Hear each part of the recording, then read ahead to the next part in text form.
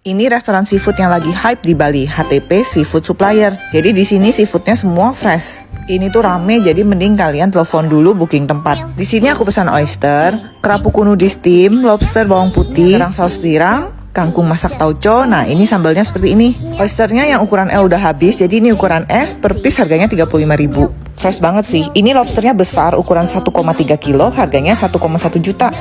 Kalau mau kesini ingat booking tempat dulu ya.